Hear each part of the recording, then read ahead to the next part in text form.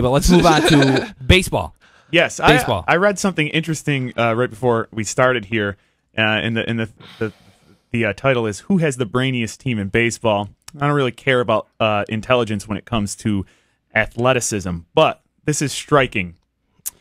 Scouring 30-team media guides, the Count investigated how many ball players went to 4-year U.S. colleges or universities, which of them graduated, and whether there is, in fact, a correlation between education and victories. Starting players were weighted more heavily in the rankings, and as were players who attended elite schools.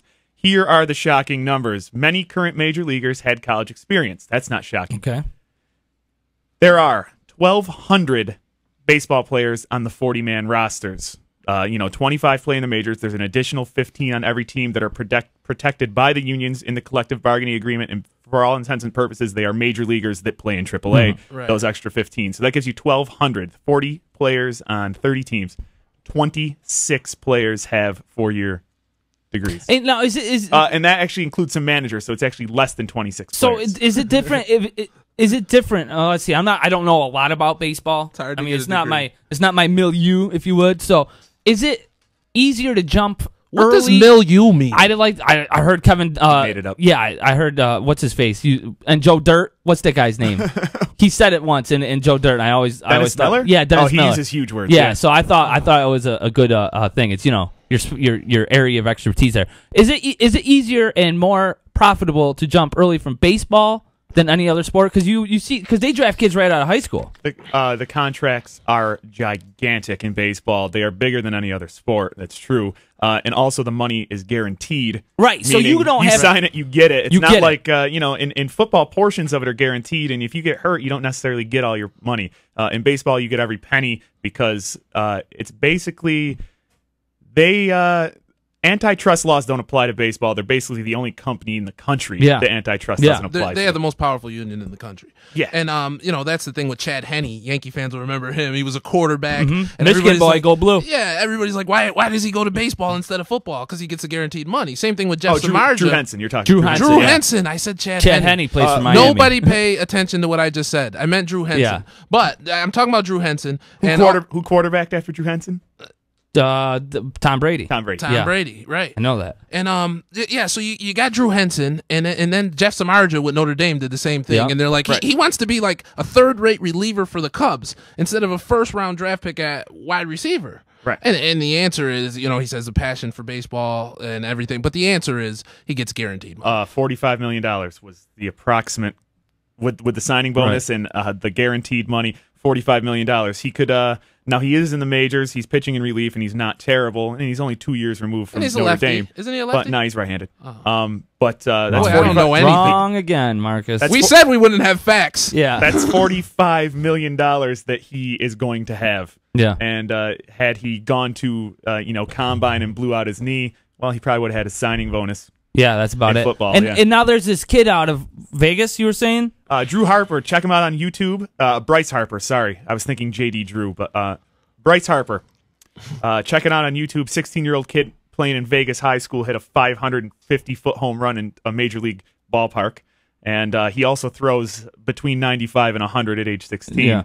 And so are they projecting him as a position player or a pitcher? I think they will be projecting him as a position player. Yeah, because a kid 16 years old could throw 100 miles per hour, right? What guarantees him when he's 22 that you could still pitch 100 miles per hour? Well, famous story there. Yankees draft a kid named Brian Taylor at age 17. Give him all this money while he's still in high school, and he gets in a bar fight at age 18 and never touches a baseball again.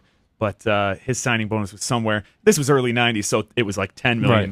Right. As opposed to Steven Strasgurg, who was the first overall pick last week. They're figuring his signing bonus, not his contract, should be in the $20 to $30 million range, and then probably another $30 million in the contract. My Lord. But then there's Danny Almonte, who threw very hard, and everybody thought he was 12, and he was like 35.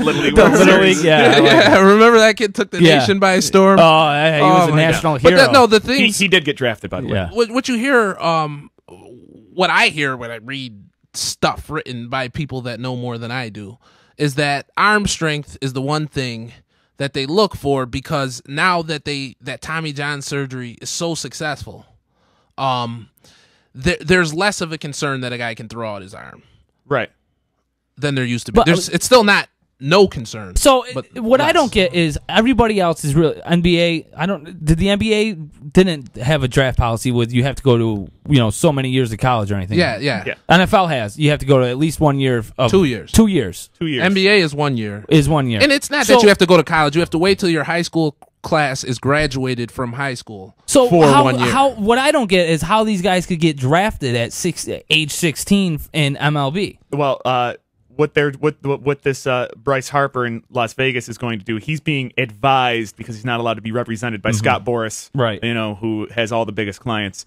He's representing Strasburg, and that's what they're asking for, that exorbitant capitalism, amount of money. baby.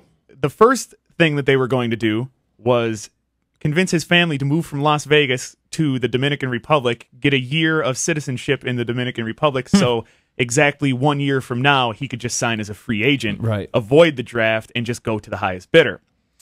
It now appears that he is going to drop out of high school, because he's not a senior yet. He's just finished his junior year. Get out. He's going to drop out of high school, take a GED, which I assume he will be able to pass in 11th grade. You would assume.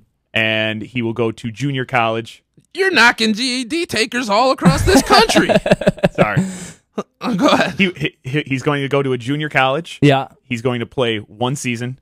Right. And next June, middle of June 13th or whatever the draft's going to be next year, he's going to be drafted as like an 18-year-old. Now, do you miss out on the experience and learning how to play with a team and in front of crowds and in pressure by not going to college? I mean, wasn't there a college game that went 39 innings or something like that? Yeah, something like that. Isn't baseball more about, your experience playing the game? That's what people say, but that's crap. Okay. What's the better experience? People were talking about that in LeBron James. He's driving around a Hummer and he's going to miss his college years. If you're a can't-miss prospect that's on the cover of Sports Illustrated. Take the money. Right? How much better can your life get? If you go to college, I went to college. And it was good, but I got to tell you, I had more fun in high school, and I had fun in college. Maybe I had a little too much fun in high school. Yeah. but the point is, everything's an experience. There's nothing about life that isn't an experience, and what's better. But I think this is, with baseball, they're in a different situation than football and basketball. The amateur draft in baseball is a terribly flawed system. Oh, it's flawed, but here's the difference, though, Justin. The difference is that in baseball, the most competitive baseball other than the major leagues is played, at least in this country, in the minor leagues, because the Dominican kids and the Puerto Rican kids and the Mexican kids, they come up through the minor leagues. So by playing in college, you're not playing against the best competition that's out there. Whereas in basketball and football, NCAA is the best alternative to the league.